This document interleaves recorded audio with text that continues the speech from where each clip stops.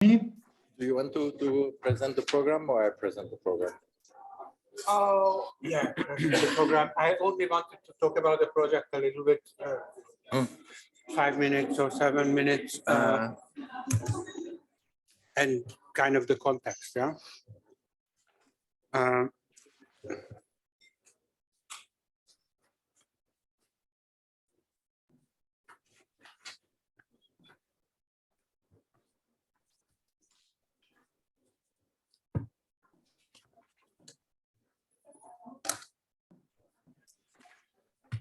Boom, boom.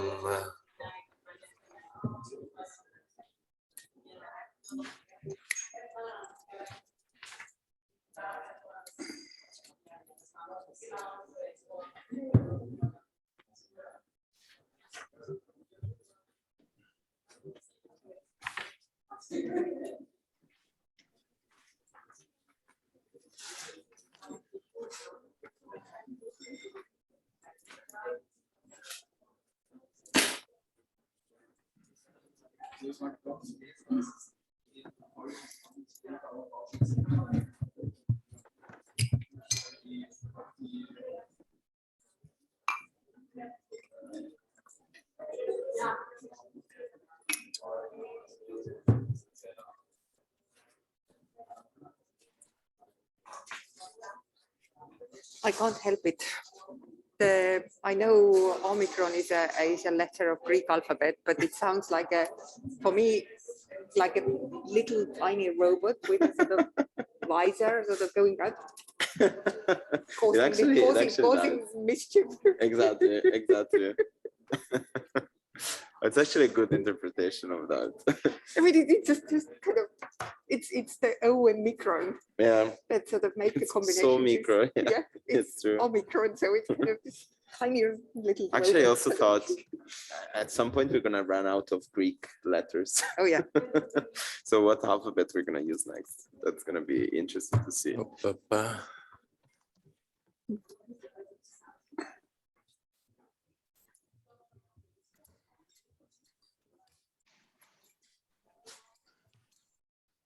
Oh, I can start.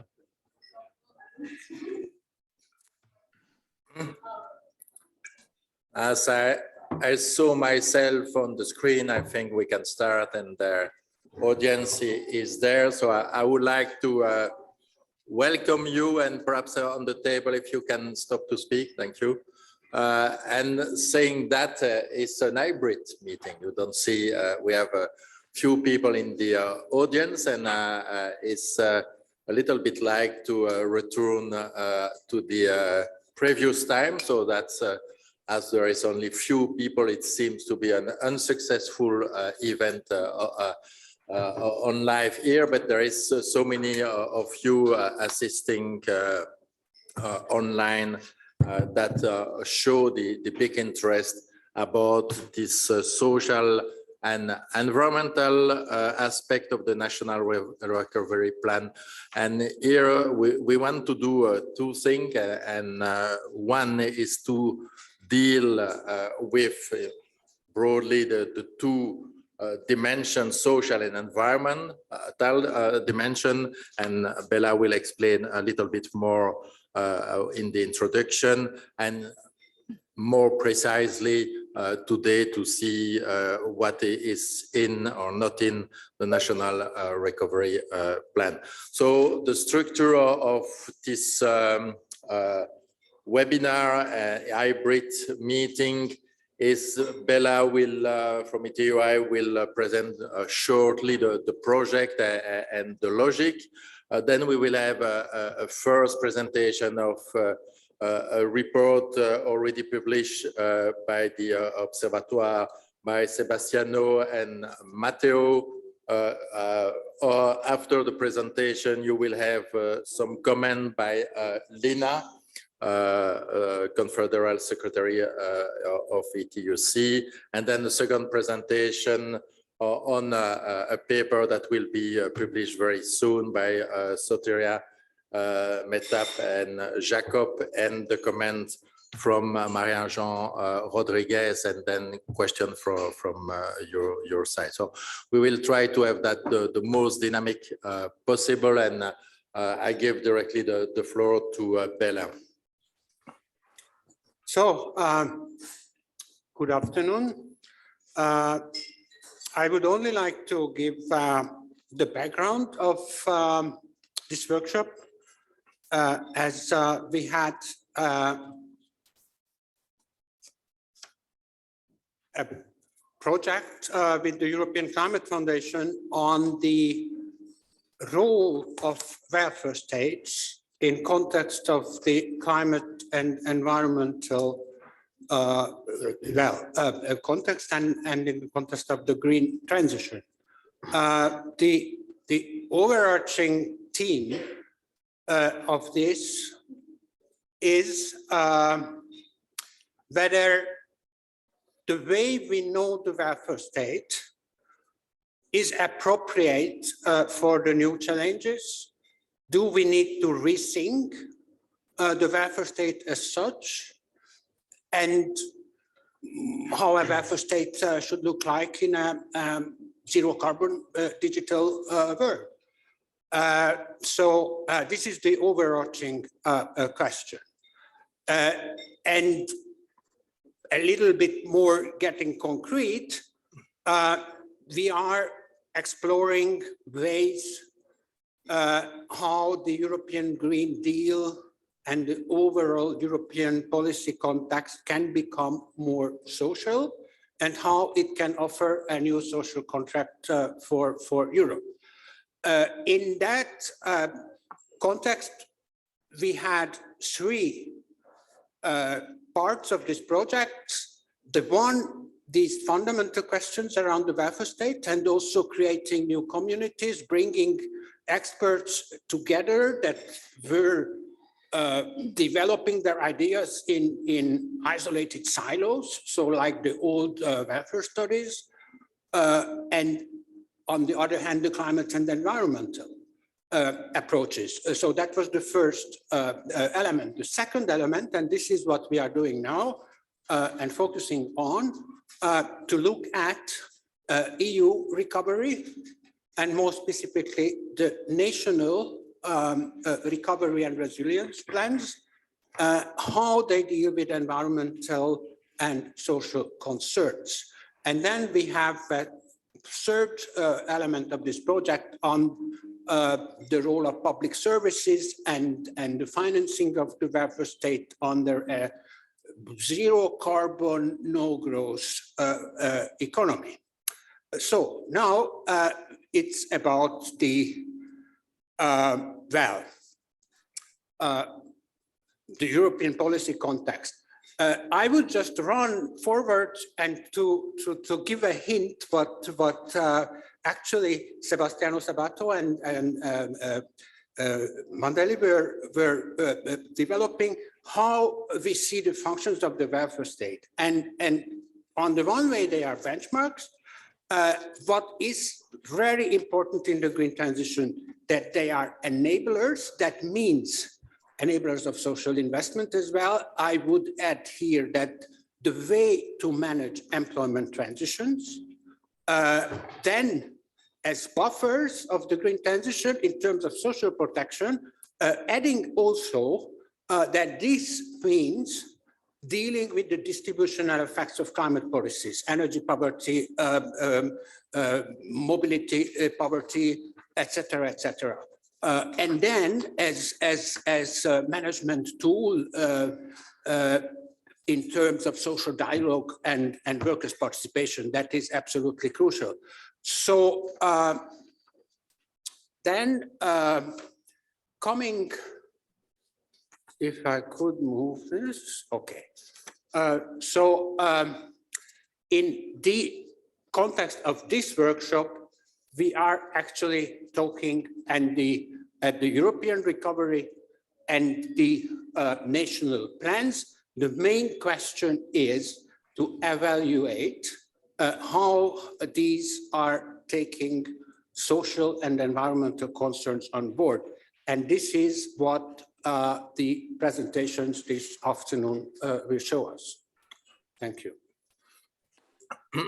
Thank you, Bella. And okay, no, it's moving. When it's too late, that's the technology.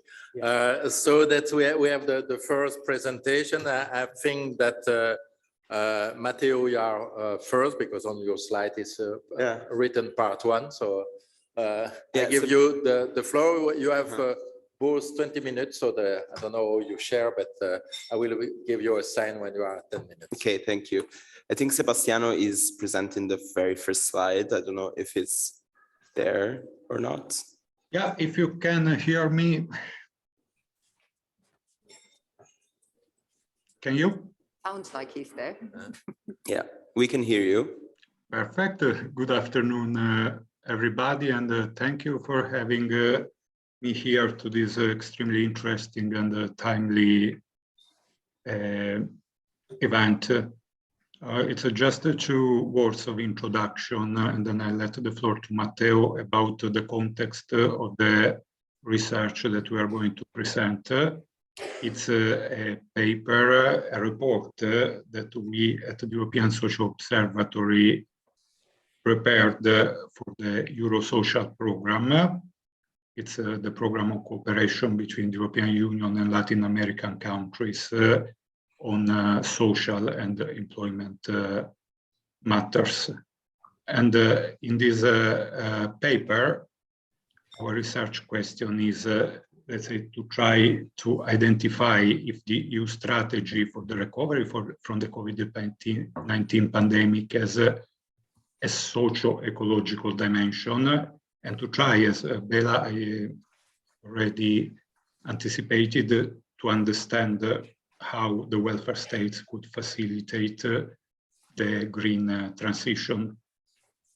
I will focus on the second part of the presentation on the Recovery and Resilience Facility, while Matteo will start by providing, let's say, the broader analytical framework of the study, and also will present the main, let's say, European reference frameworks for a socio-ecological transition. Matteo. Yeah, thank you. So thank you very much for having me. My name is Matteo Mandelli from the University of Milan, and now a visiting researcher at ETUI. So as Sebastiano said, I'm going to present the first part of our study.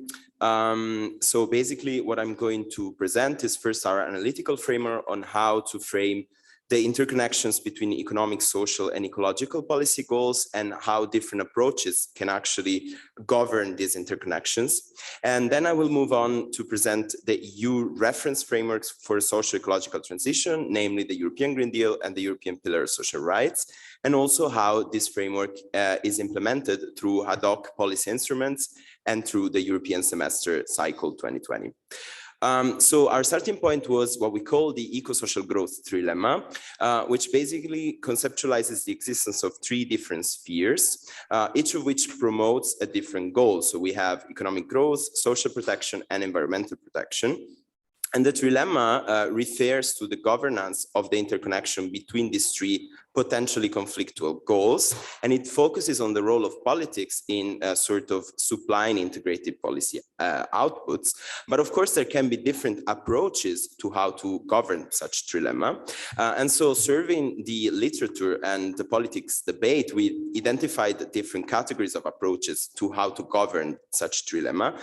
And we've distinguished them alongside 2 criteria. First of all is their integrative ambition, so whether they aim to integrate these policy goals or they just foster policy silos. And second, the importance attributed to these 3 goals. So we can distinguish those that give equal importance to them and those that sort of establish hierarchical orderings. So as you can see on the right of this slide, we have growth first approaches that basically are based on market-oriented neoliberal paradigms, and they've been called irrationally optimist by some observers due to the fact that they do not take into account their social and ecological implications. On the opposite side of this analytical spectrum, we have degrowth, which is defined as the downscaling of current patterns of consumption and production. And unlike growth first, actually, degrowth approaches are inherently socio-ecological because they promote a sustainable welfare that is beyond economic growth. Whereas in between these two, let's say, extreme approaches, we find balanced approaches that have high integrative ambitions and give equal importance to the goals. And one example of this is the green growth approach that focuses on the link between the economic and ecological sphere and promotes ecological modernization. And another relevant example is just transition that starts from the premises of green growth, but also sort of is focused on the social and employment implications of greening the economy. So now moving to the more empirical part and to what is the current EU framework for socio-ecological transition, we started, of course, from the European Green Deal, which, as you all know, probably is the current grand strategy of the European Union.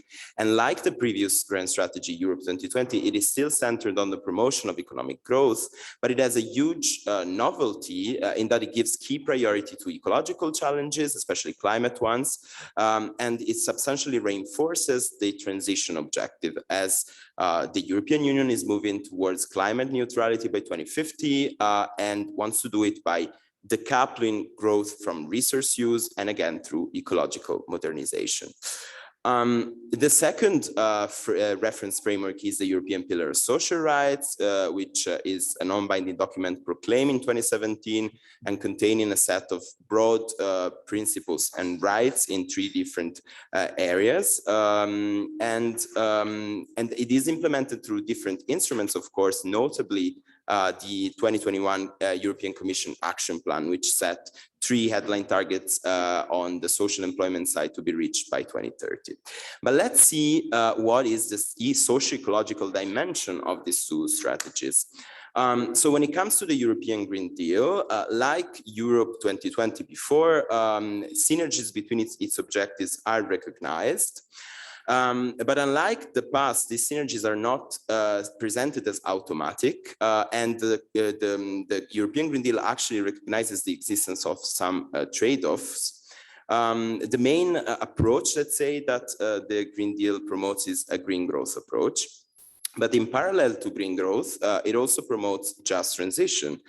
So it also promotes an attention to the implications of green growth on the social and the employment side. And so we also wondered, because just transition is becoming a sort of a contested concept, what kind of just transition is the Green Deal promoting? And we found out that this kind of a narrow approach to just transition. This is because it's very sectoral and territorial. It focuses specifically on very, let's say, emergency situations for territories and sectors that are highly dependent on carbon-intensive productions. And also, it is focused mostly on enabling social investment, as opposed to other possible functions that the welfare state can actually play in the transition.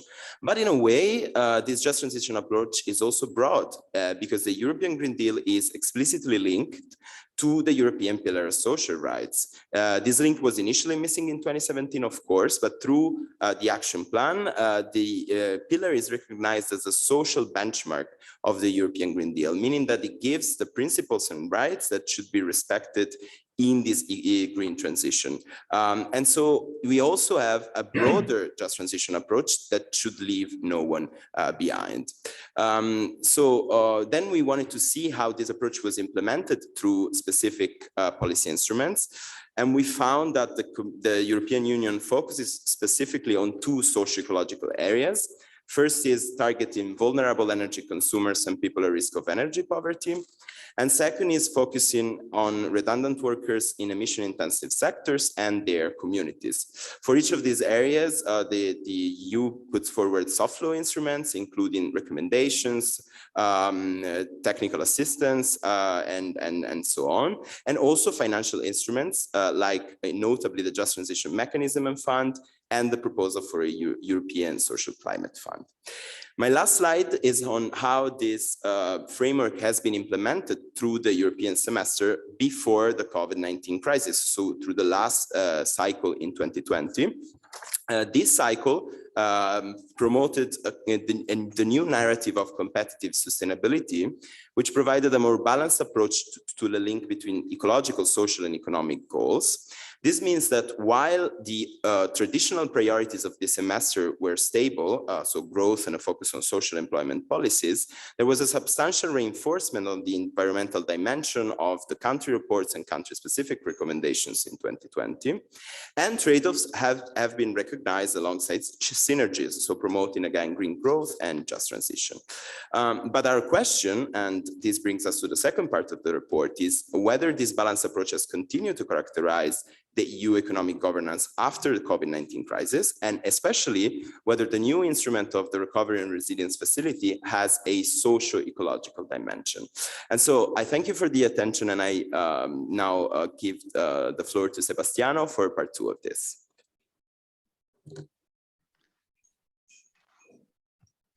Thank you, Matteo. I'll try as well to share my slides. It will take just a second.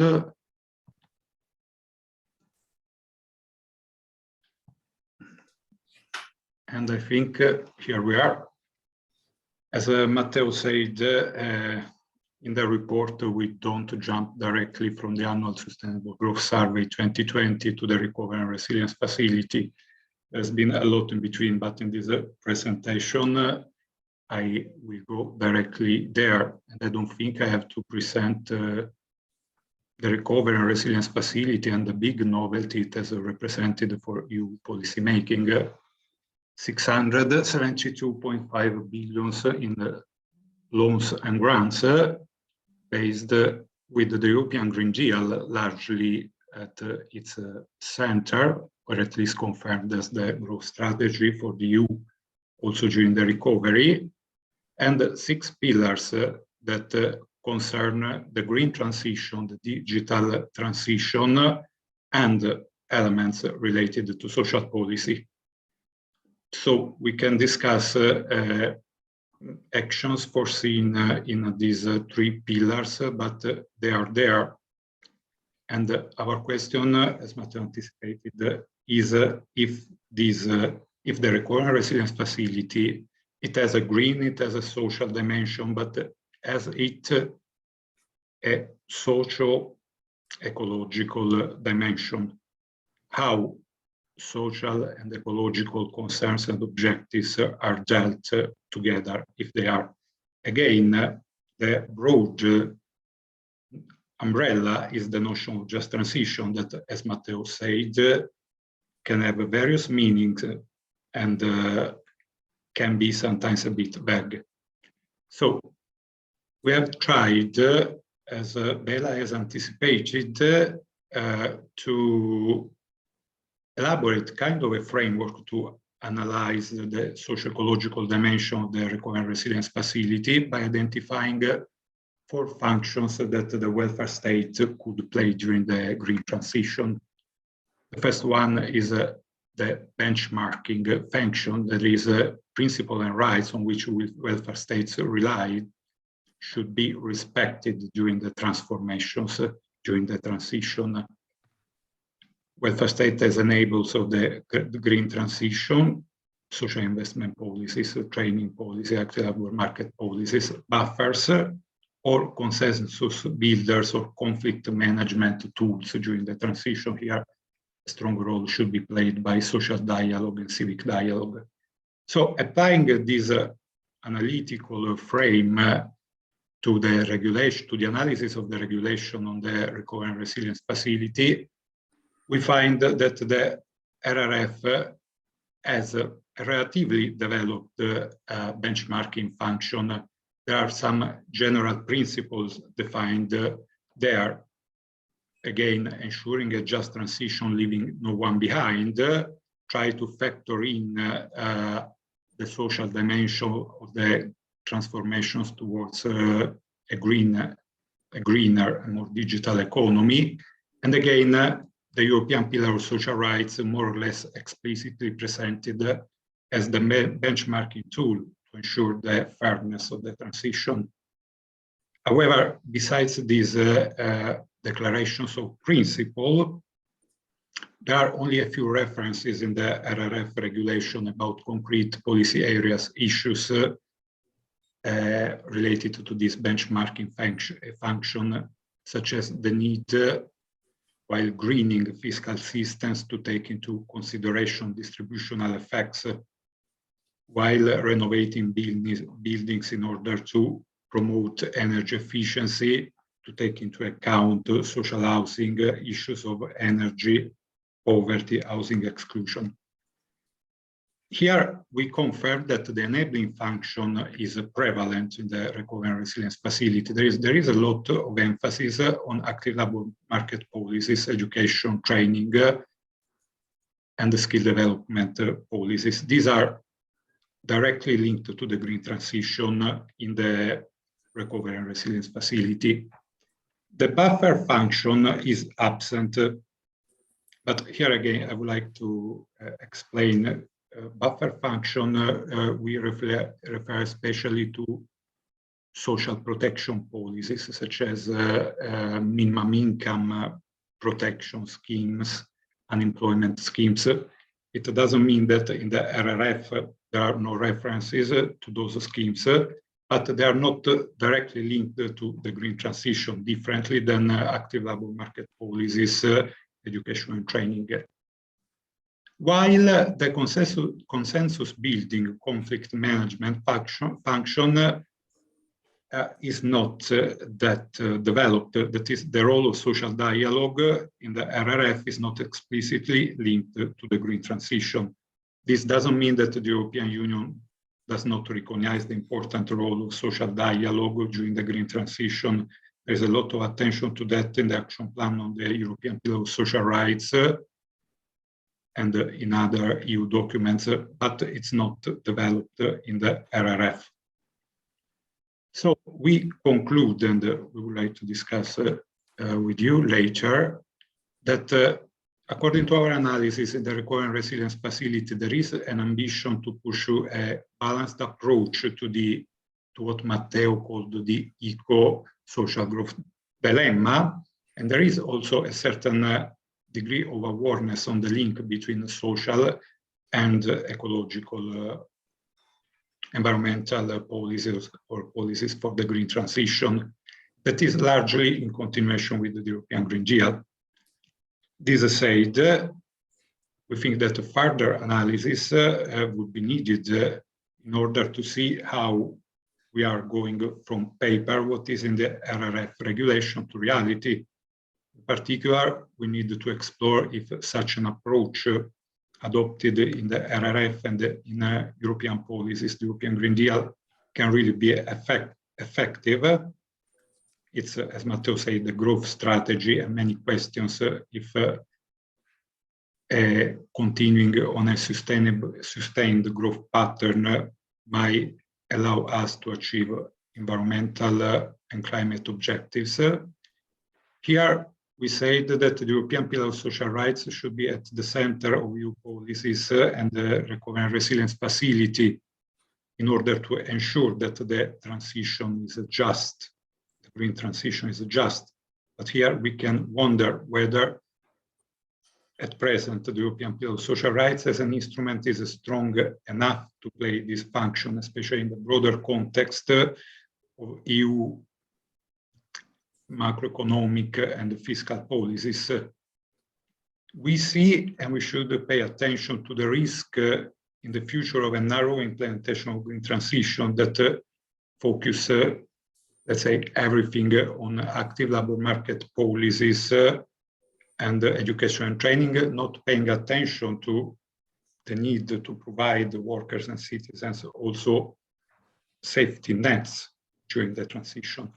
And finally, of course, we need to explore how this approach to the socio-ecological transition in the Recovery and Resilience Facility is being implemented in member states' national recovery and resilience plans.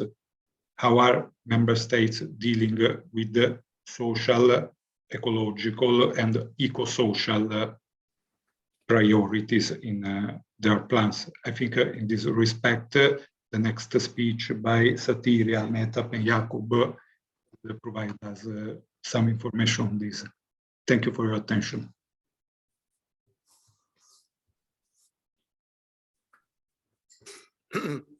And thank you both for this fascinating presentation. And I think that the four functions that the welfare state could play are already also shown from your slide by Bella, are really useful to think and to frame the debate. I also want to underline that the global dimension, which is the last line of your last slide, and perhaps the question that we are too European when we are speaking about the just transition, and we look too much inward and not seeing the situation, the global situation, and the difficulty, risk, and non-solidarity with the rest of the world, and certainly the poorest part of the world. But that's another topic for another conference, perhaps. I give immediately the floor to Lina for a first round of comment and reflection. Thank you very much. And thank you, Philip. Thank you, ETUI, for inviting me to comment on such an important topic. Maybe just the first remark. It's not only the trade union world that is trying to find or redefine the role of the welfare state. The European Commission, under the action plan for the implementation of the European Pillar of Social Rights, set up a high-level group on the future of the welfare state. The group has been composed, but it hasn't started the work yet. So we have to see what the group is going to address, how they're going to address it, and what the outcome is going to be. We know that we have a couple of really experts there, academics there, who are really close to our trade union movement. So we are hoping that we can work together with them and to give our ideas, our views, and the way we see the future of the welfare state in the European Union.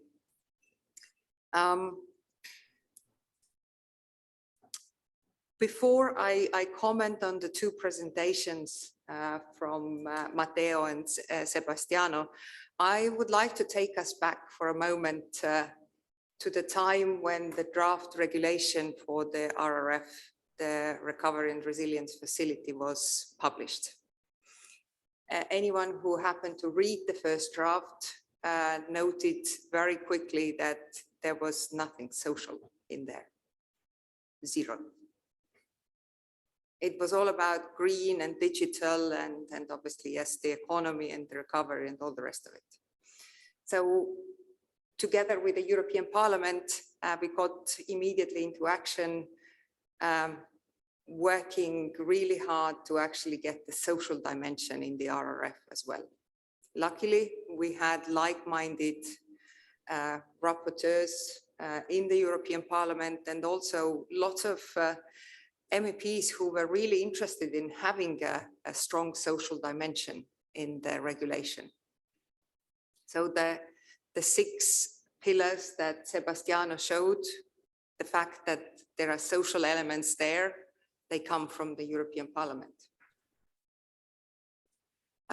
The fact that we have the implementation, that the national recovery plans have to work also towards implementing the 20 principles of the European Pillar of Social Rights, is also thanks to the work we did with the Parliament and the European Parliament. So it's still, unfortunately, even in the depths of the crisis, when we have these exceptional instruments put forward in the European level, when exceptional, at the exceptional speed of the policy making at the European level, we tried to combat the crisis as best, obviously, as we could. Unfortunately, despite the very clear evidence that the member states that cut deepest during the financial crisis of the social welfare state were struggling the most to handle the COVID crisis. And we still, even today, when we are discussing the revision of the economic governance rules, the fiscal rules, the Stability and Growth Pact, we have voices still insisting that no, we still need to keep the old rules. They're fine. The fact that we triggered the escape clause and we are sort of all doing fine, this demonstrates that the rules are flexible enough, so we don't need to change anything. But if you stop for a moment and think that once the escape clause is lifted, what do we have behind? And can we really then, with these rules, continue investing in not only social, but in green and in digital that we all need, our economies need? I don't think so. Even the German, the government that was basically sworn in just yesterday, they have the liberal finance minister now, and even he has said, kind of, although before he officially became the minister, he has said that, oh yeah, maybe we need some more flexibility and we need to increase at least the 60%, but we need to go up, for example, to 100%. But this is just a kind of trip back where we're coming from. And now, obviously, we have the instruments, we need to work with the instruments. We have the RRF regulation, which stipulates that the member states who want to take the benefit of the grants and the loans, they have to put forward their own national recovery and resilience plans. The Commission proudly reported in the autumn package, the European semester autumn package, that 30% of the proposed or planned investment or expenditure on the national recovery plans from the 22 approved plans at that moment are foreseen for social. I have a Commission's presentation from September, so it's not very fresh, but there the Commission points to some figures or some breakdown of what the social expenditure consists of. And if I look at this kind of pie that they have presented to us, it says that 28% goes to the healthcare, 25% goes to education, 12% goes to adult learning and skills, and 12% goes to social housing. Then early childhood is foreseen to receive 6%, employment only 7%, and labor market institutions 4%. And then we have the long-term care and social protection, each with 3%. So when we now bring it back to what we are dealing with, we are talking about transitions, the green and digital transitions, and whether there is enough social together with it. Because nobody disputes any longer that green and digital transition can be done without social safety nets and support behind it. And nobody disputes that. Even the ones who don't want to, who want to go with this growth first, or as Matteo put, irrational optimism camp, even they admit that it cannot be done without. So, but the figures I just quoted to you For the green and digital, we really, for transitions, we really need strong support for employment support policies. And it doesn't necessarily mean trying to keep the jobs that are there today, but it means more importantly that we precisely need the combination for the transition. If jobs disappear, how are the new jobs created? Are the new jobs created? And where are they created? Are they created thousands of kilometers away? Or are they created in the place where they have disappeared? Education and adult training receives quite a bit from, or is planned to receive quite a bit from the national recovery plans. But what are we educating the people for? What are we training them for? Because if there are no new jobs for these people, then the training is, yeah, we train, we can tick the box, we have trained the people, we have reskilled them. But then we have well-trained, reskilled, unemployed people. It is no use to anyone. So when we are talking about this social, ecological growth trilemma, I think one element that I didn't hear, it may be in your longer report, but what I didn't hear is where is the industrial policy? Because this is the one that is supposed to think through how we actually can create the jobs where they disappear. How we can make sure that we are not creating ghettos, basically. Because at the end of the day, yes, there are people who would kind of uproot their families and go to different places to find jobs. But there are others who may have lived there for generations. And for them, it is extremely difficult to pack up their family, their home, and go elsewhere. So there are many, many elements that play there, and where the social element can play incredibly important part.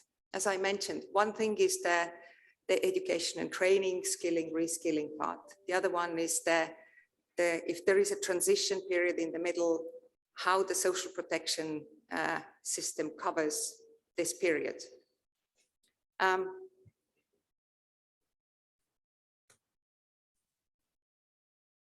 I think we are dealing with completely new ways of perceiving what we need to do in the economies and in the labor markets.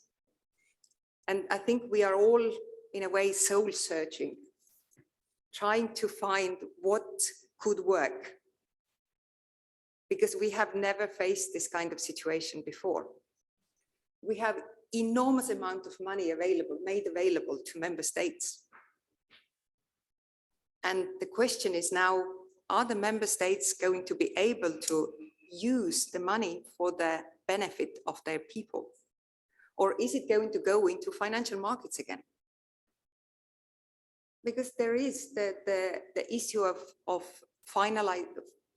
financialization of our economies.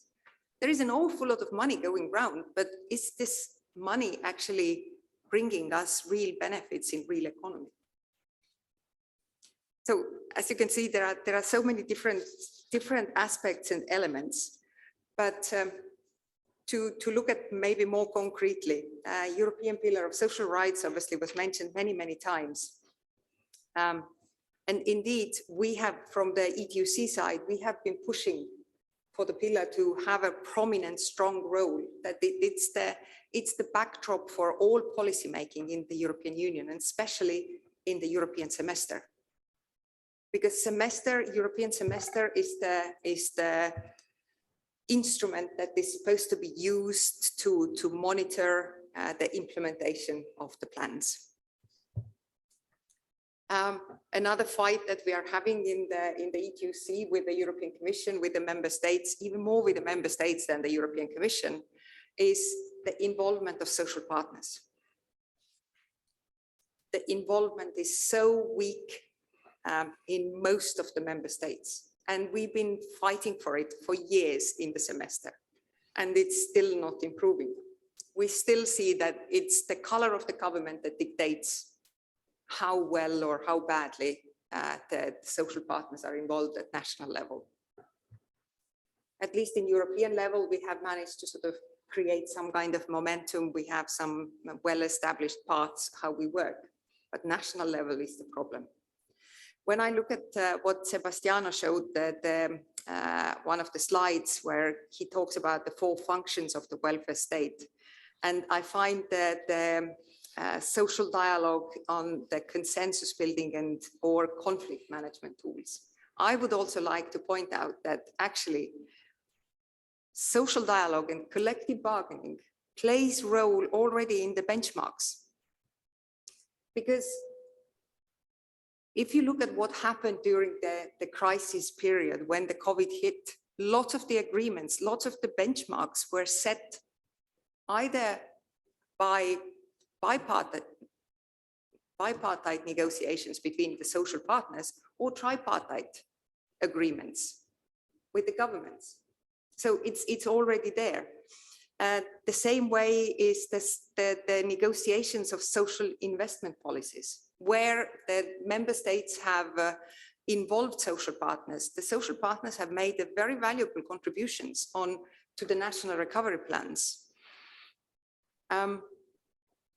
Or the buffers, the same. We are next week, the Commission will publish the recommendation to address the social and labor aspects of the climate transition.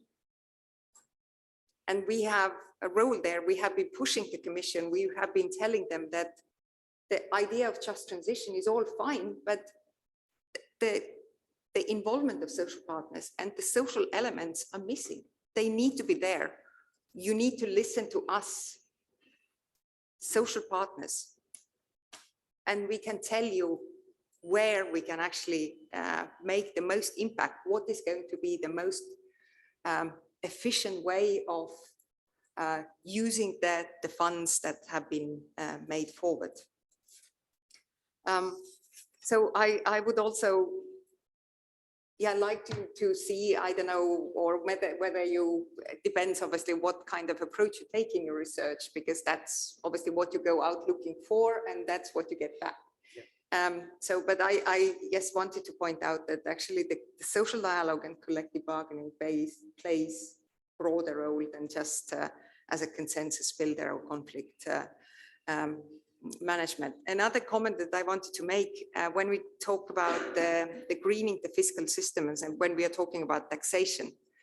On the 22nd of December, the Commission is planning to come out with a new proposal for own resources. EU own resources. The two possible, the three, there are sort of speculations what they could be. One is the sort of revised ETS. The second one is supposed to be the CBAM, the carbon border adjustment mechanism. And the third one, possibly the digital transaction or something in that world. But this is sort of speculation today. We have to see, we have a lovely Christmas present on the 22nd. But the environmental taxation is a behavioral taxation, meaning that the tax is put in place to kind of influence us, to change our behavior, to live our life in a less polluted way, which means that any income from this taxation will go down. As we are less polluting, we pay less. So is that the most sensible way to increase the own resources of the EU? The CBAM is still under great dispute with our trading partners all over the world, including the WTO. The question mark is it protectionist measure or whether it's really a measure to protect the environment, to push others to also green their production that they want to sell to us, to stop our industries basically just taking more polluting, more expensive production abroad and then bringing the goods back to the EU. So these are the ideas behind it, but as always, there are technicalities behind all these proposals. And the last point, the last slide from Sebastiano, the possible shortcomings, risks, and challenges. And precisely the question, are social Europe and the European Pillar of Social Rights strong enough to play the benchmarking function? And especially in relation to Stability and Growth Pact. As it stands today, no, they're not. And this is why the review of the economic governance rules is so important and it's so crucial. I call everybody also in this room and online, the public consultation on the review of the economic governance is open. Please go and respond to the questions that are there. Make sure that the voice of the people who want stronger social economic governance for the EU, that they are there, that they are heard, and they come across loud and clear. It is open till the 31st of December, so you have 3 weeks to respond. But I really call on all of you, please do so. You don't have to be an organization, you can respond as an individual. It's not necessary to respond as an organization. I know, sorry, Philip, I have been really long, but it's a kind of issue that is really dear to us in the ETUC, and we are really working and digging into all these details with our member organizations, and we are dedicating quite a bit of time, and we will actually run a campaign at the beginning of next year precisely to socialize the economic governance. Thank you. Thank you, Lina. And I think it's important, all you said, also starting from the point we start with, and the absence of the social and the kind of still is on the agenda, but could disappear very quickly. What I propose to do, I have no time now to answer because we will move, but I will already read some of the question on the question part of the webinar, so we don't forget the question. So the first question is, there is no buffer, but that's normal because we are still in a neoliberal area. So why do you expect a buffer? The second one is the question of growth, and I rather agree with them, if I may, to say that you put a little bit really quickly aside the degree question to say, okay, that's something that we will not address, just address the center. But the question is the question about the growth and the importance of the growth. The next question, which is related, is okay, if we think a little bit about the growth and we explore this way, what about welfare state? And the welfare state are known to be kind of drug addict to grow because it reduces conflict, and that's also part of the welfare state. And the fourth one, and there is more, but I will take the question later for the second round, is also what is the kind of ambition, because there is, as you know, a different way of conceptualize welfare state. One could be reduce inequality, and the other one is to put some basic standard to escape poverty, which is not exactly the same. So there is more question. I will take and share the question in the question and answer. So put the question in question and an answer, and not in the chat. please, and continue to put. I now give the floor to Metap and Sotiria to present the result of the ETUI study, at least so far. Sotiria, you are the first. Yes, Philippe, thank you. Okay, I see that there is little progress in cleaning your desk. That's the last time. Going through the national recovery and resilience plans is quite a dirty job and a messy one, hence the mess behind my back. So I would like to thank everyone for being here today. As you have already heard, Mehtap, Jakob, and I have taken on the thankless task of going into the national recovery and resilience plans in order to see what they can tell us about how member states plan at this stage to balance social and green objectives in their recoveries. This is a pertinent question, on the one hand, because the Recovery and Resilience Facility sets different objectives. On the one hand, help the EU member states to gear their recovery so that they advance transition to a net zero carbon socioeconomic model, while also achieving inclusive growth, greater social cohesion and resilience, as well as promote policies for the younger generations.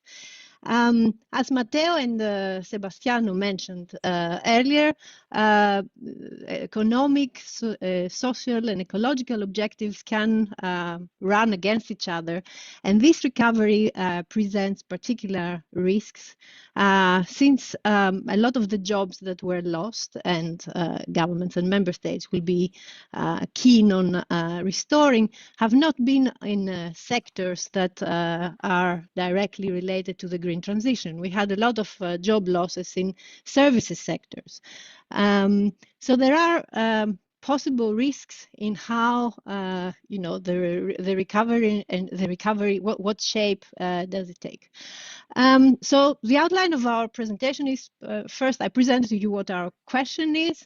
Then we will present a few elements on the framework of our analysis. I must say that about a year ago, when we committed to the European Climate Foundation to do this project, and having come out of the analysis of memoranda of understanding during the sovereign debt crisis in Greece, I had the impression that, okay, it's going to be a few documents in English of 100, 200 pages each, we'll manage. However, as many of you must have seen by now, these documents are huge. They were published in most cases in the original language of the country, so they were not all of them accessible. So if one wants to go into them and analyze as many of them as possible to see how to answer different questions, one has to look for hooks in order to approach them, because otherwise they are vast. So this framework of analysis, we will try to show you how we thought about taking a first approach to these plans. Then we're going to present to you a couple of bird's eye view indications of the balance between the social and the green objectives in the national recovery and resilience plans. Then some insights from some national case studies, more qualitative nature, and finally we will conclude. So in order to as I say, approach the vast content that the National Recovery and Resilience plans present, I should say that they are not just in different languages, but they also have quite different organization. Even though the Commission issued some guidelines, member states chose to bundle their policies in very different ways. Some had a few sets of measures under one headings, others went up to 20 headings. So these are not documents that lend themselves very much to a very standardized approach. So in order to approach that, we decided to use the framework proposed by by Sebastiano, Matteo, and Bart van Herke in the presentation you saw before. And the main points that we have retained is that first, the EU and the Recovery and Resilience Facility approach is one of green growth and just transition at the same time. So we want to create jobs, we want to keep on growing in a green manner, in green activities, but at the same time, leave no one behind. Now, what does just transition mean? Just transition to a sustainable economy, as my colleague Bella had written in a ILO ACTRA policy brief in 2018, it's both an outcome and a process. So we should be looking both for decent work for all in an inclusive society with the eradication of poverty, but also it should be a managed transition through meaningful social dialogue at all levels. Now, what kind of institutions, policies, and principles should govern this just transition? How would we know it? What should we be looking into these documents in order to recognize it? So we could see social policies, which could be either of the social investment type, as Sebastiano mentioned, active labor market policies, education and training, skills that act as enablers of the green transition. We should also be looking into social protection, healthcare, income security, social services, social legislation, labor market regulation as well, and social dialogue. And we should not forget the transition part in looking into all these social elements. As we were discussing with Bella a few weeks ago during the COP26, just transition should not mean license to go too slowly so that we miss of keeping the rising temperature within the Paris Agreement or just a little bit above that. So how did we therefore decide, how did we settle for approaching the National Recovery and Resilience Plans as a first step? First of all, we have to keep in mind that there is a trade-off between comprehensiveness and precision. So the more member states one wants to look into at the same time, the more assumptions we have to make, so the more fine-grained details we're going to lose. So there is this trade-off in what you will see. Then, in order to decide what kind of measures we should be looking into, we used Matteo's degree of integration classification between social and green policies. And we decided that the ones that would probably be worth looking into in order to see whether there is a good balance should be those that are the parallel development, taking each other, so green policies and social policies taking each other into account, and also any policies that have what he calls eco-social policy integration, so policies that are designed to achieve interconnected ecological and social goals. We leave aside for now the policies in silos. And how did we operationalize that? Well, we look for policies with a joint impact on the green transition objectives and one or more of the social objective pillars of the RRF, which we have defined as pillars 4, 5, and 6. So we look also at some spending on measures contributing to green transition and identify any possible impact with social objectives. Those with impact, possible impact to social objectives, what share of total the total spending. We also try to find some evidence of social dialogue and consultation at all levels. And finally, as you will see, we will dig deeper into specific cases for more qualitative information. I will now pass on the floor to my colleague, Jakob, who's going to talk you through some of this bird's eye view evidence that we have collected. Jakob? Yes. So hello, everyone. As Sotiria mentioned, we're now going to dive into the details of what this comparative bird's eye view rendered. And here in the first graph, we look at the number of measures that contribute both to green objectives, to the green transition, and to social objectives. And we defined that, as Sotiria mentioned, as contributing to one of the social objectives pillars. And what we can see here is that while most countries do have some measures that can be seen as contributing both to social objectives and to a green dimensions. Most countries also do not have a large proportion of their measures that can be considered as part of a just transition defined in this way. However, we have to keep in mind that this is a very much rough measure. So this deals, for example, with bundles of measures, and the individual measures that are contained within these bundles might either contribute to only green objectives or only social objectives, or even neither. So it is a very rough measure. Also, keep in mind that this only deals with the number of measures that can be seen as contributing to social objectives and to green objectives simultaneously. This does not say anything about the amount of resources or spending that is allocated to promoting just transition. And this is why in the next slide, we go more into this dimension. Can I? Or yes, thank you very much.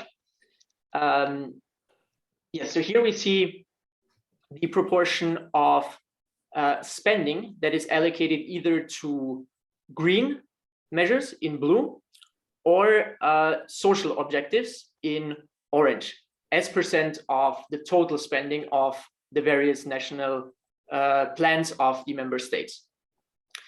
And here again, we can see quite some variation. Most countries have a bigger part of spending dedicated to green measures. However, there are some notable exceptions. For example, Finland, or also Slovakia or Lithuania, where the balance is more 50-50.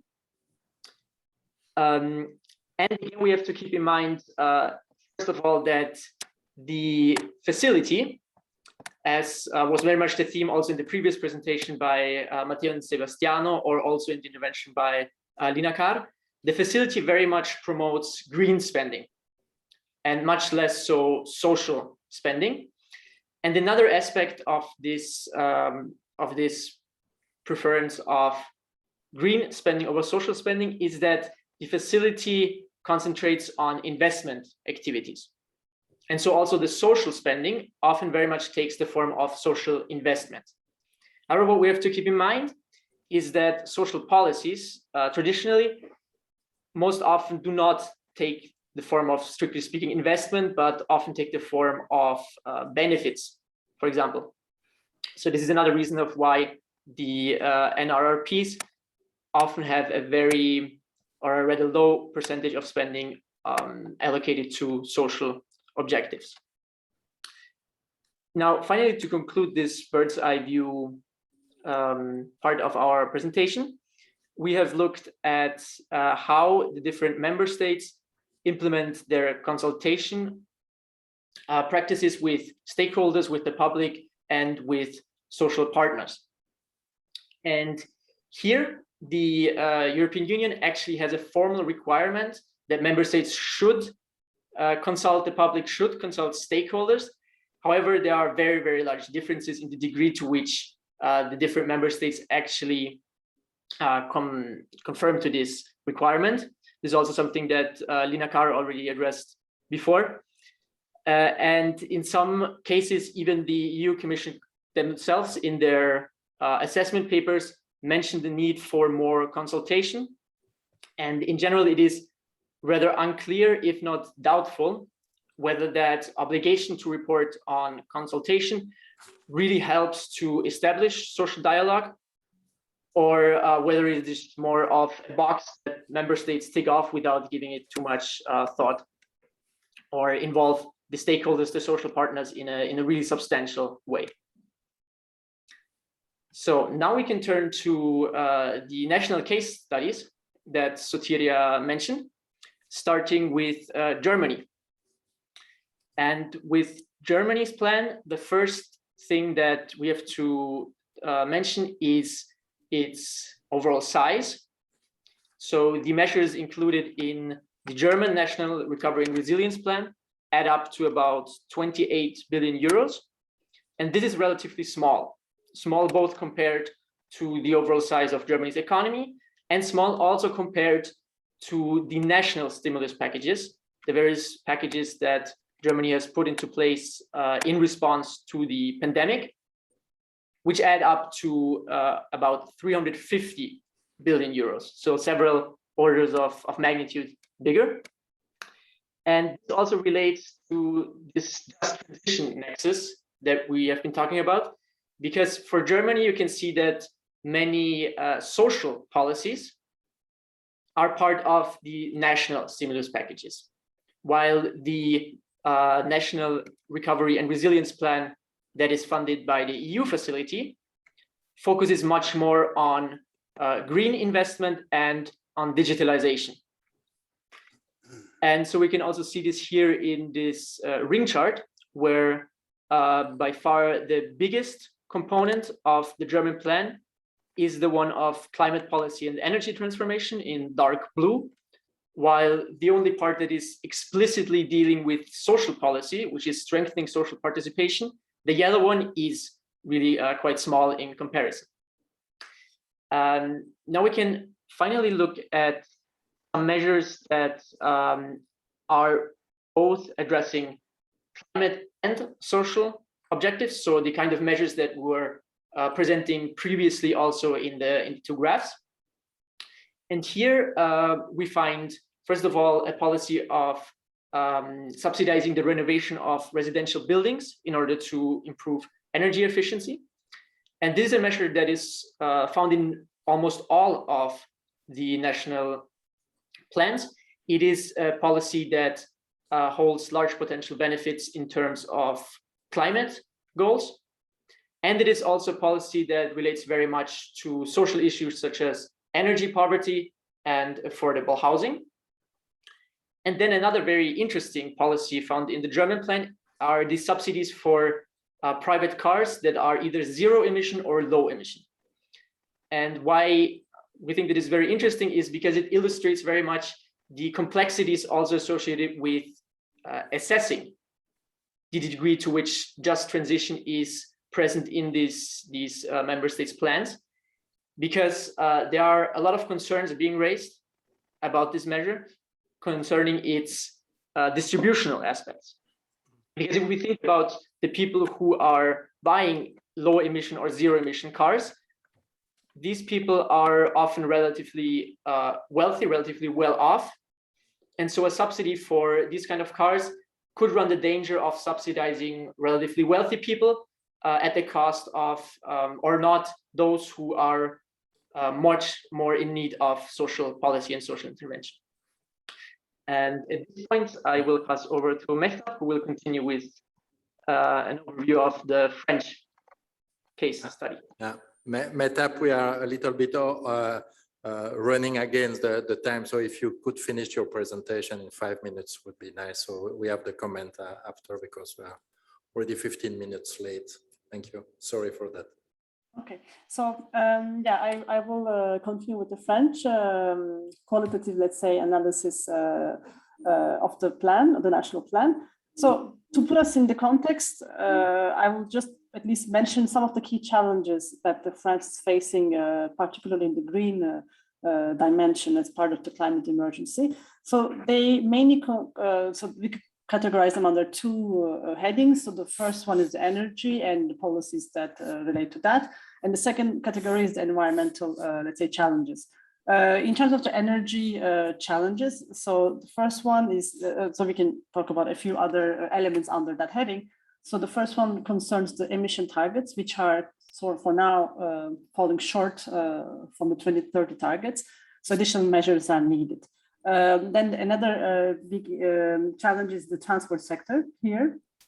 And there is a need to increase or accelerate the electrification of the vehicles, and also accompany this with the needed road structure, infrastructure. Renewable energy deployment is also limited so far.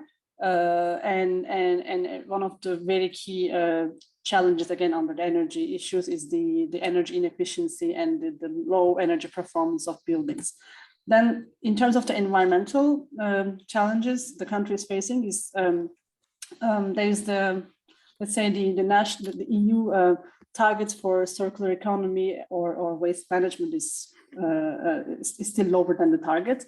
Then there are also, let's say, natural disasters or environmental disasters that the country is facing, especially in the coastal areas. So there is some need for measures to adapt to that. Then air pollution is also a big issue, especially in big cities. So quickly going to the plan overview.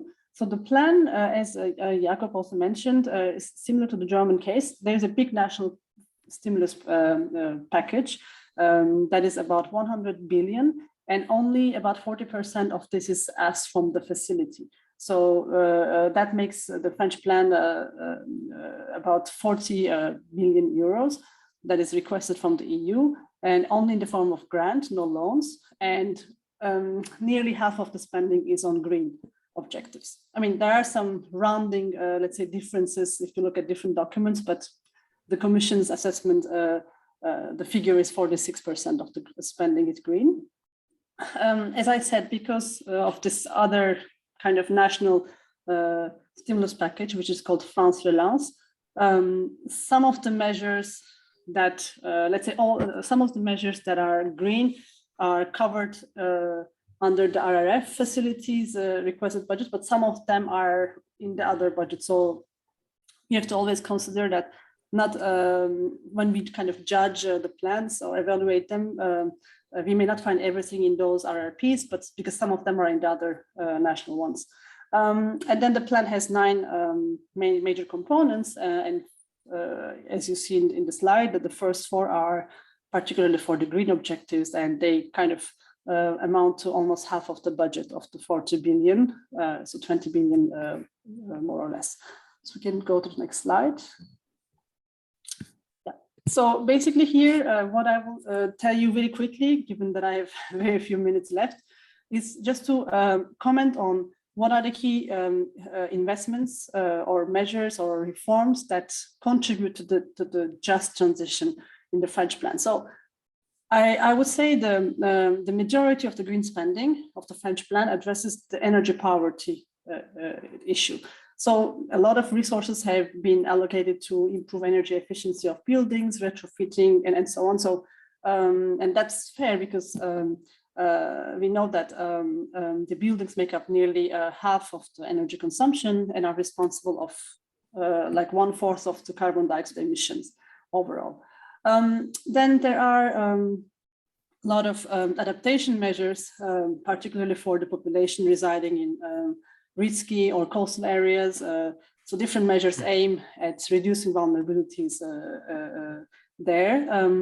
Then the plan has a very strong social component. So there are a regular, let's say, reference to the European Pillar of Social Rights and its principles, especially on equal opportunities, gender equality, access to education and training, and inclusion of people with disabilities. So in that respect, the social boxes are ticked, but there's a question about how they are aligned with the green transition. So, for example, when there's a measure that targets, let's say, that provides training or education access to certain people, it's not necessarily linked that this is because it's going to help the green transition, or let's say as a consequence of restructuring of certain industries and so on. So the linkages are a bit missing, although both green or social dimensions are separately quite strong, but they are not necessarily linked clearly in the plan. Then I will conclude the analysis of the French plan with one, let's say, positive example where there was this wide public consultation process that basically gave its inputs to proposal in the form of a proposal for a law, and this is the climate and resilience law.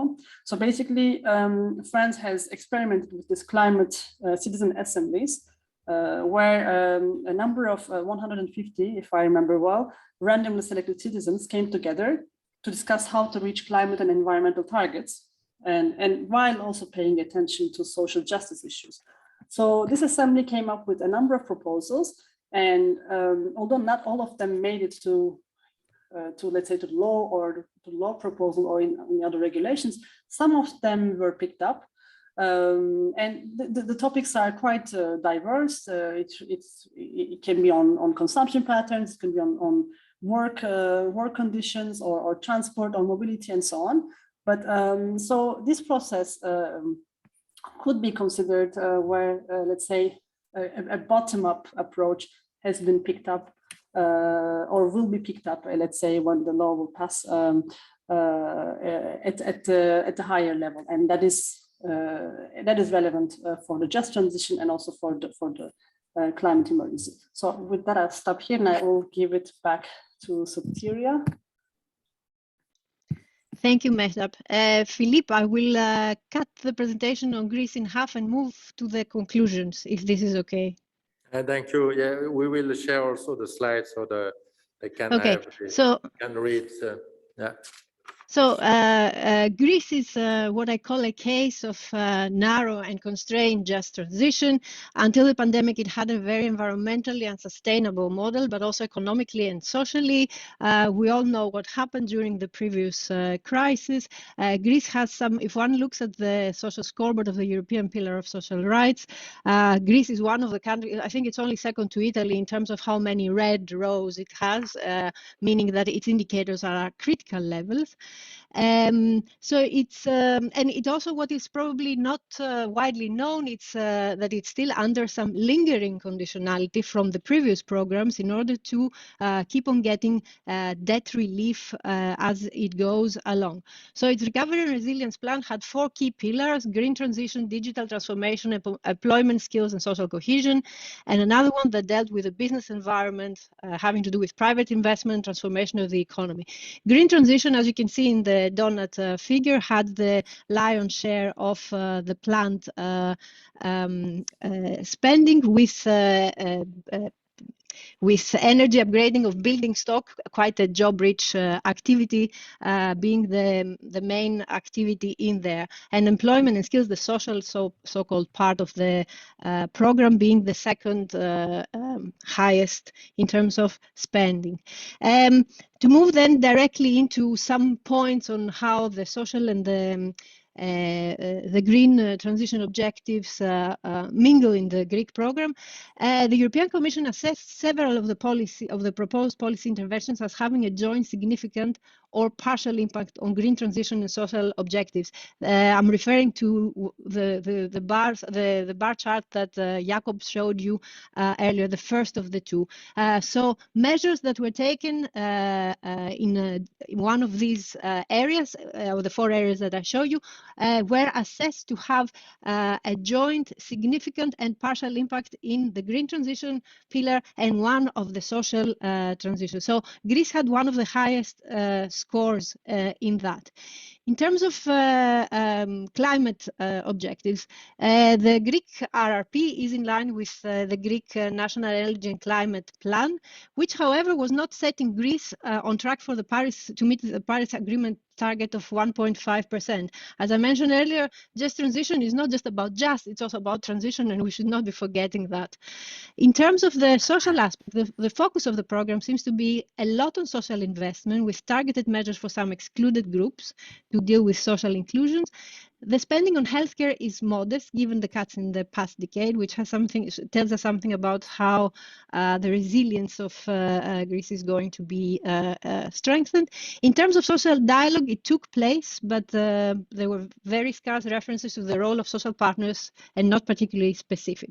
So overall, I would say that while several steps in the Greek program are in the right direction, one has to wonder whether they would be enough to leave no one behind, given that Greece has quite a weak safety net from what it went through in the 2010s.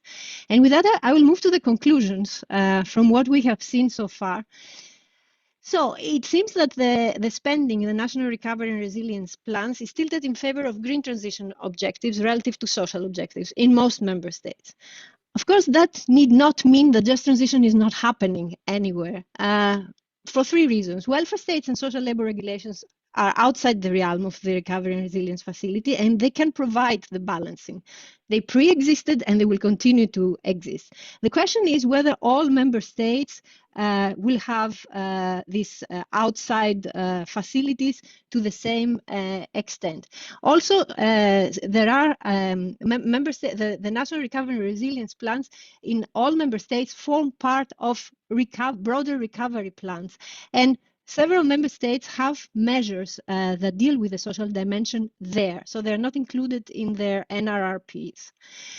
The third point that I would like to make is that insofar as the RRF as an EU fiscal capacity is geared towards investment rather than consumption. And by consumption, we talk about social benefits, salaries of those providing social services. It is difficult to provide a buffer function of welfare state in just transition. So this is something to think about the future. We also wonder whether there has been a missed opportunity to place some spending thresholds for the implementation of the European Pillar of Social Rights, like there are for the climate measures and the digital transition measures. The member states are assessed on whether they contribute to the implementation of the pillar, but there is no cutoff point below which they are considered to be failing. We have again to ask whether there is sufficient action taken for a timely green transition, not just a green transition. And this is our wish to Santa. We would need more data and codified info needed in order to make easier the monitoring of the National Recovery and Resilience plans. And for that, we're very much looking forward to the publication of the scoreboard that is supposed to take place soon. Thank you very much for your attention, and we're here for questions. Thank you, all of you, for your presentation. And I give directly the floor to Maria-Jean Rodriguez, President of the FEPS.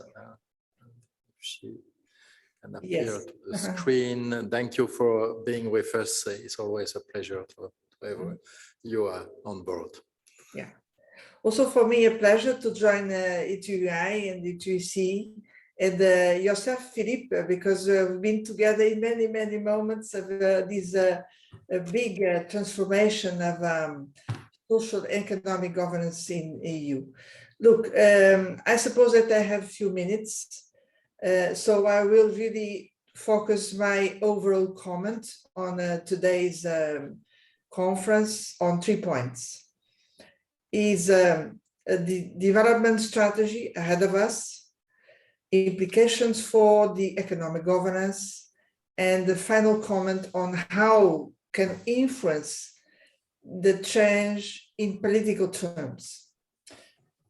And I'm coming with an overall comment about everything which happened in this conference, extremely interesting conference. First of all, on the development strategy. Yes, we do have 3 scenarios, and I'm assuming that this irrational optimism on growth is really irresponsible. We cannot go on believing on this. But the other one of degrowth is also not a solution, because these will not deliver quality jobs creation, and these will not be able to sustain a strong and comprehensive welfare system. So we do have to work for the in-between scenario, the so-called growth with the just transition. But I would like to be more precise about this, because from my viewpoint, we should have an ambitious approach about this third scenario, which means to implement SDGs as a whole, and to implement the social pillar as a whole. So this is not just about moving to a green economy and taking care of the problematic regions and sectors.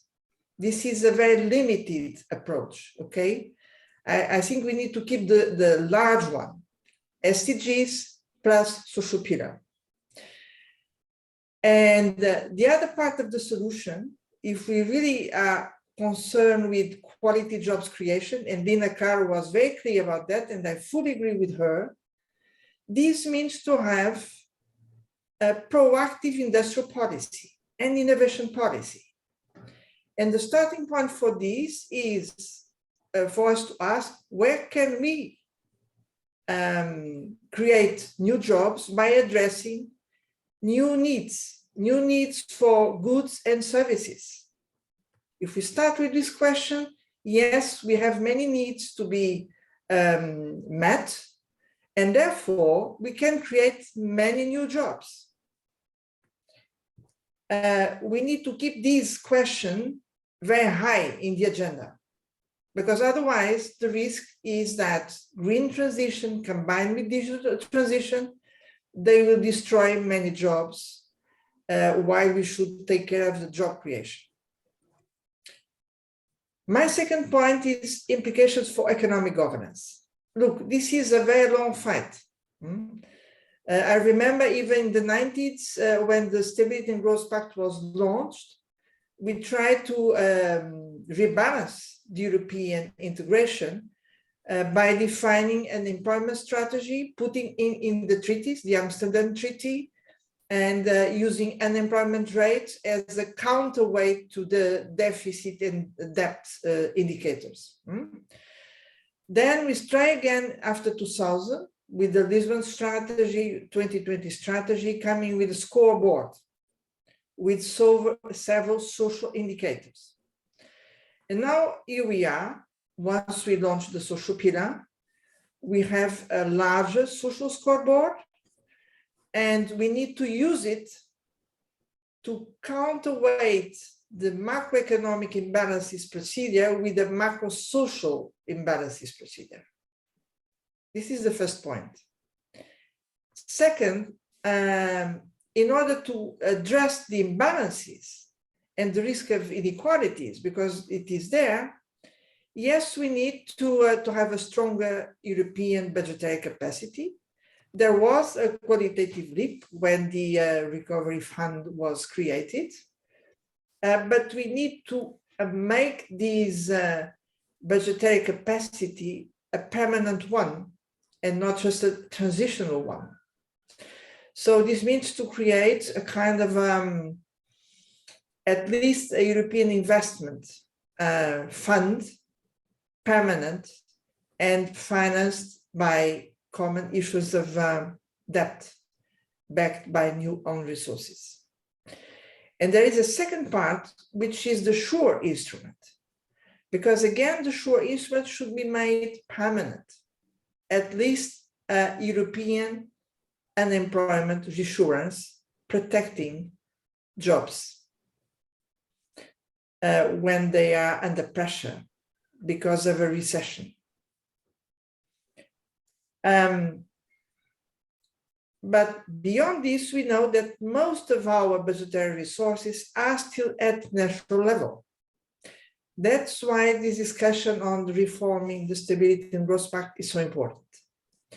And I believe that we need really to reform it with a new room to invest at national level, a new expenditure rule to make sure that whenever we have a recession, we are not making pro-cyclical policies, we are making counter-crisis, counter-cyclical. We need to make more expenditure, in particularly social expenditure. And beyond that, we need to deal with the debt, because the public debt, yes, this is increasing, but also to make sure that sustainable debt is possible, particularly when interest rates are lower. And we need to have debt finance investment to push for growth and job creation. So there is a completely different way to make an argument about fiscal rules at national level. All this also depends on the big reshuffle on taxation, as we know, federal taxation. I would not now elaborate on this, but I'm concluding by saying something about, let's say, more how can we work together to move things in the right direction, because we need to have strong action at all levels. Otherwise, things will go in a worrying direction. I think your work on following up the recovery plans is extremely important. I think that's extremely important, as Lina Carr was underlining, to have much more involvement of social partners, civil society in the follow-up of the recovery plans. My advice is that you put strong spotlight on some key indicators. By the way, some of them are in the action plan for the social pillar. So you should ask how many jobs are being created, how many jobs and what kind of jobs. The same about skills.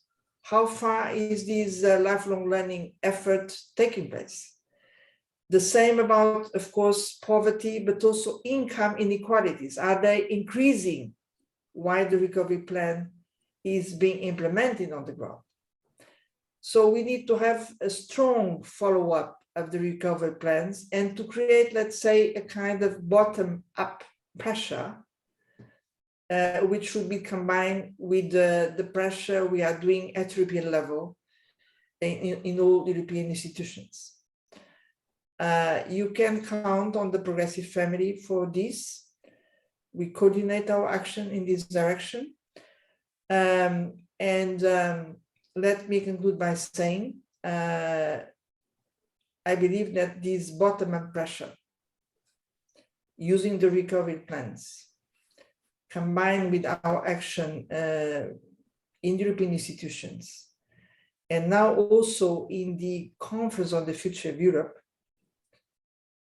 all this must be coordinated for us to change economic governance and to rebalance the European project, putting this really online with the Sustainable Development Goals and our European Social Pillar. So this is where I see things. I hope my final comments were useful, and you can count on us for this great joint work. Thank you very much for your attention.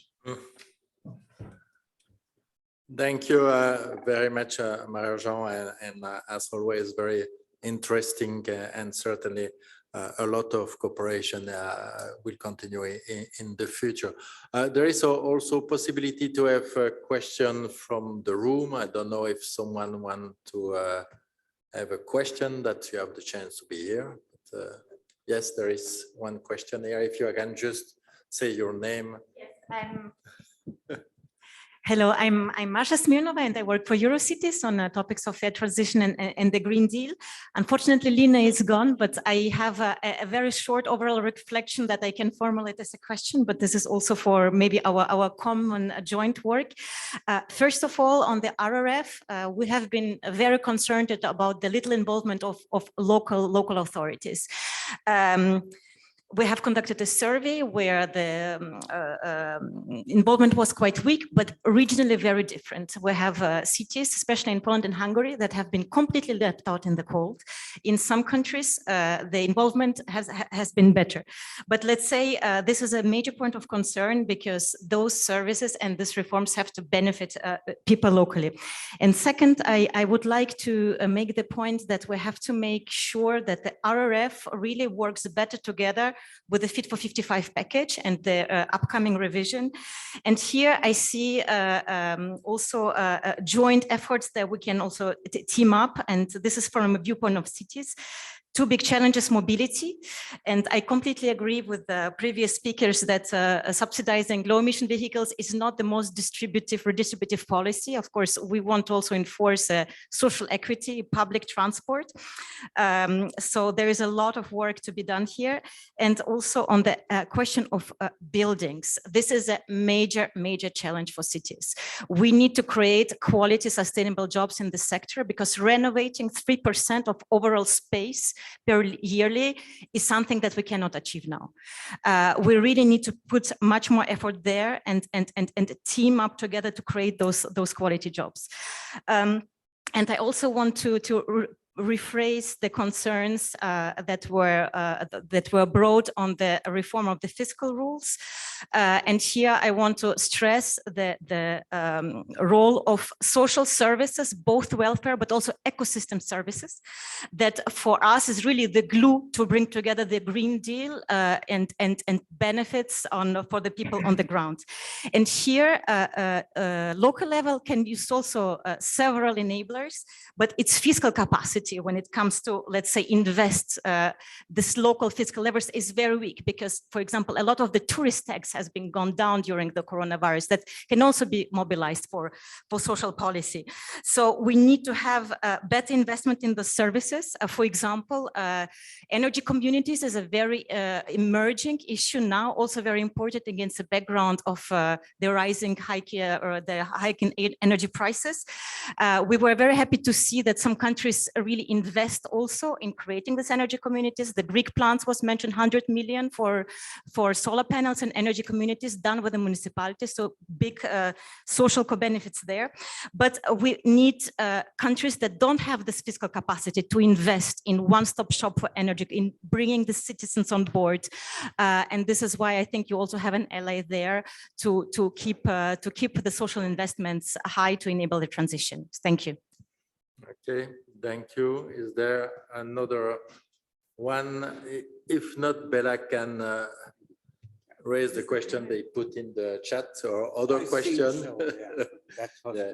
No, but that's the, take the floor. Me Yeah. already? Yes. Yeah. If nobody else, then yeah, so I would join what Lina was addressing on expecting to raise own resources for the EU via the ETS2, the new emission trading system, and the CBAM, the carbon border adjustment mechanism, as ideal. Does this mean that the EU doesn't take either the environmental or the social or both seriously? Because this is simply not serious to say that. So what is the meaning of this? These tools are not about raising revenue at all, and they are not even in place. Okay, is there other question? Okay, I don't think that there is a new question in the chat. There is a question about housing and social. There is a question. Okay, yes. Yeah, I just wanted to address the question of the social climate fund, as I think it was not really presented. And I think this is linked to the possibility of funding by the ETS2. So yeah, if you had some points on that, would be interesting. Okay, nobody else? Okay, I will keep the tradition to have the last question then in the hybrid too. That's and a question about it's related with also the last intervention of Marie-Jean and the work that the Observatory is doing for us about the social imbalance. And I think here it's open reflection, but is it not all way to just think about social imbalance? Because it seems to me that what is necessary to think is the eco-social imbalance. So the link between the two, because the just transition, as we all agree, is kind of more and more blur concept. And if we want to try to at least measure some of the dimension, we need to have some kind of agreed indicator. And that was a question in the chat, is the kind of renovation, retrofitting of the house. Is that a social policy? Perhaps yes, perhaps not. It's not directly a social policy. Could be a social policy if we have an indicator in parallel with energy poverty, then we can measure. But if not, we have one indicator, as you said, the number of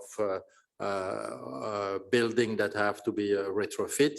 3% will never be achieved per year, but at least it is a figure. But we have no idea what are the social consequences, and we have a separate debate about energy poverty that are not linking. So I think that intellectually, as we are speaking to try to have bridge between different domains, it seems to me that it would be a very interesting reflection to arrive to a certain indicator to see how eco and social could go together, but could be intention to by indicator. So now I organize the frustration. That's kind of good debate when we have a good presentation and we have 10 minutes and 5 speakers. So if you can, and that's the advantage, you can decide to which questions you answer. You are not obliged to answer all the good questions or comments, but if you can have 2 minutes by speaker to close this very interesting debate. So I propose, Matteo, you start, if it's okay for you. Yeah, sure. Sure, thank you so much. I'll just pick up on a couple of points. The first one was a question raised about the growth and expanding the debate on that. First of all, I want to just clarify that the study that we've presented is very descriptive analytical. So we're not in a way saying what solution should be the best, but the result there was that the EU is not moving towards the growth. So if welfare states are transforming for the EU, they're transforming within the growth. I mean, growth is not questioned in that sense. And so this is basically one of the results that we found.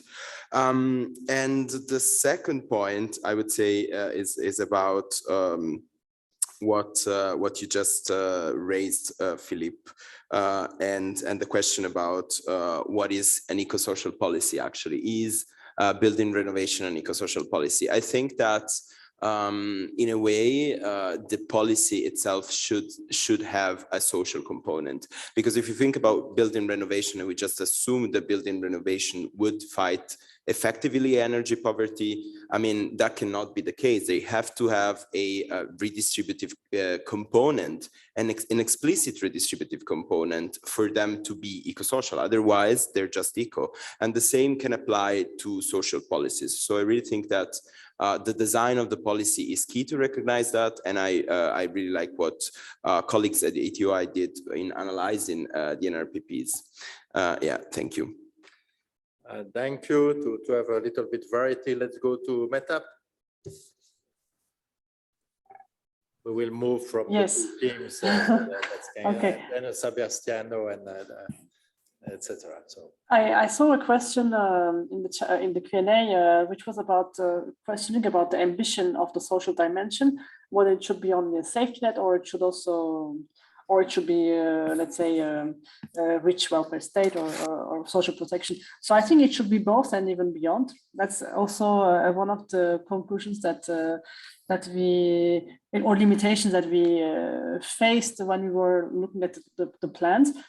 We are not sure how the just transition and the social dimensions in it is understood, whether it is narrowly understood, very likely, and what it covers. So this is still a kind of an ongoing, let's say, process of how do we define these things.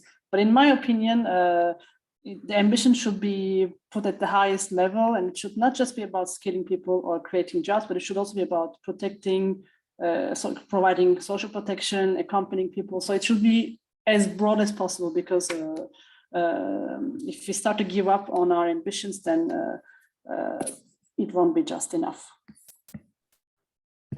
okay, thank you. Sebastiano. Thank you. Just 2 points of the many raised, and thank you also for all the questions. I would like to say that our 4 dimensions for function of the welfare states are also a, let's say, analytical tool to understand then when going into reality, things can change a bit, are more complex. I don't want to give the impression of a total opposition between social investment and social protection policies.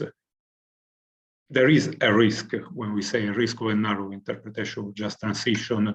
For instance, in the European Pillar of Social Rights, social protection and social investment concerns are in many respects integrated. For instance, the principles of minimum income and unemployment benefits. They should ensure adequate level of income coupled with social services and reinsertion in the labor market, so also education and training. If we are able to manage the transition by providing this integrated approach, okay. What we see is that there is the risk to put too much emphasis on the social investment part.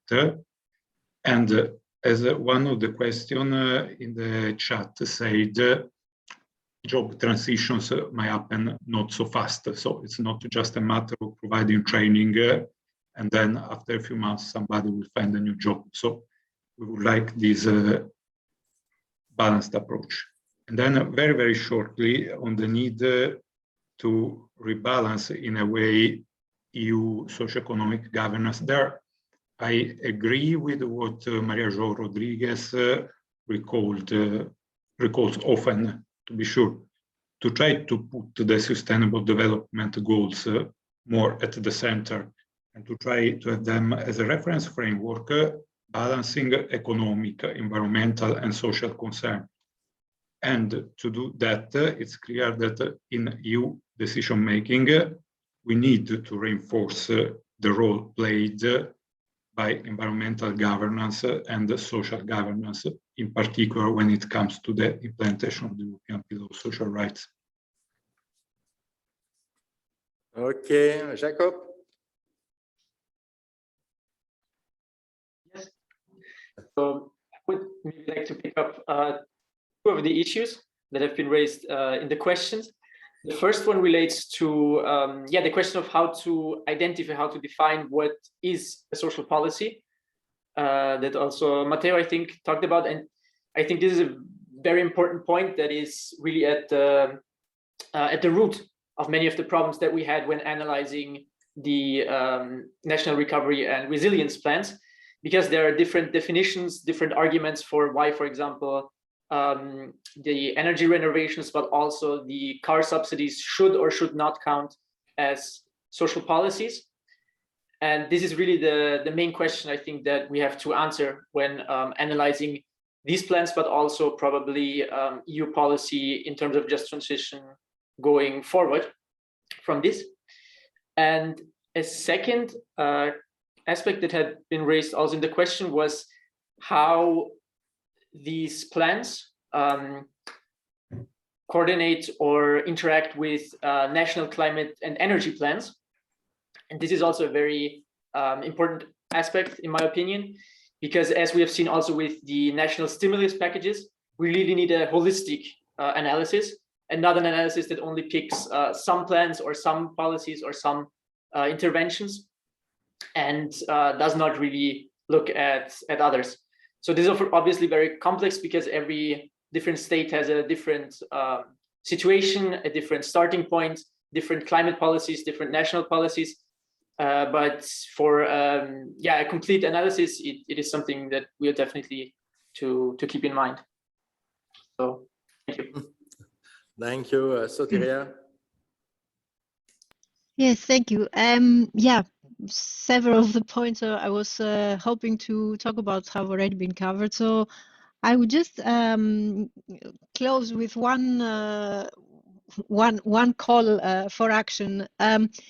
Whichever way we want to, I mean, since we're moving into the implementation of the National Recovery and Resilience Plans, if we really want to know what's going on, given that as our experience with trying to see how they balance social and ecological policies has taught us, there, as Jakob said, there are different starting points. Different member states have different capacities to have their own recovery plans from outside.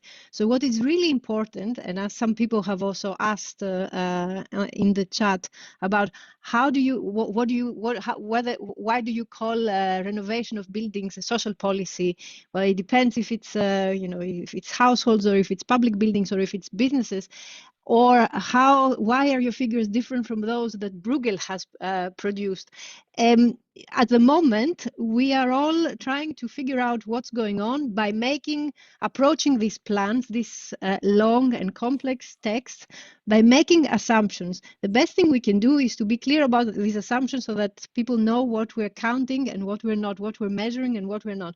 But we are really in need of this scoreboard that is coming up so that we can we can be able to we can know that when we talk about development XYZ, we are talking about, we all know what we are talking about, and we don't just make assumptions on our own. So we need to have a common system of deciphering, understanding what's going on in those plans as they start getting implemented, so that then we can understand what works, what doesn't work, what's being pushed forward and what it's not, so that social partners and other actors can push for changes or not, and do it in a concerted manner across Europe. Thank you. Thank you. Thank you all, in particular to Maria-Jean, who was with us all the time. That's the end of the contract that we had also with the Climate Foundation. As Bella said, it was a cooperation, and we will continue to work on that, because I think that the link between the welfare state and the climate policy has to be investigated really in depth. There will be in the future special issue of transfer that Bella and me are coordinating, so we have to wait a few months, but that will continue the contract, and we will also in the next year program try to investigate. I think that with the plan, what is interesting is what will be the consequences of ex-ante conditionality, because we had ex-ante conditionality about greening, and now we have what is the answer from the member state, and that from there, I think that step by step we can make perhaps more sense of what is happening, what is interesting, what is just false or fake green or social policy, just to fulfill the box. And that will be a very interesting process. But this ex-ante pushing the member state to have more green policy and partly social policy, I think is an interesting process and very important to follow, and we will do that at the Institute. So I wish you a nice rainy afternoon in Brussels, at least, that the advantage that we have people from more than 100 people who are attending all the time from all the world, and some of my friends that I don't see, I say hello in the audience, and have a nice afternoon, and see you for another activity of the Institute. Bye, and thank you for the excellent presentation. That's natural. Okay, bye. Thank you, bye. Thank you, bye.